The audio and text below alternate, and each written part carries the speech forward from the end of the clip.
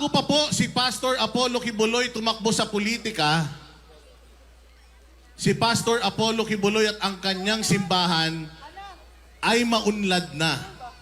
Sobra-sobra ang kanilang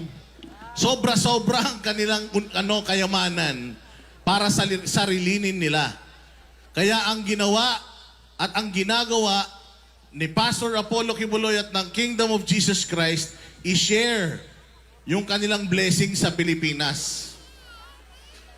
Si Pastor Apollo Kibuloy ay merong Jose Maria College, eskwelahan, kolehiyo na 70% ng mga estudyante, scholars.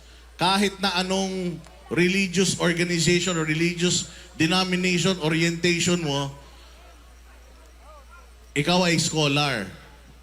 Meron po silang Glory Mountain, meron po silang Prayer Mountain, meron po silang Kingdom na may 75,000 seating capacity, pinakamalaking indoor cathedral sa buong mundo. Sa Davao lang po yan matatagpuan. Meron pong SMNI na lumalaban para sa katotohanan kahit nagipitin mo. Napakarami na resibo ni Pastor Apollo Kibuloy na gusto niyang gusto niyang maranasan natin sa buong Pilipinas. Gusto niyo bang maranasan yung mga nararanasan ng mga taga-KOJC?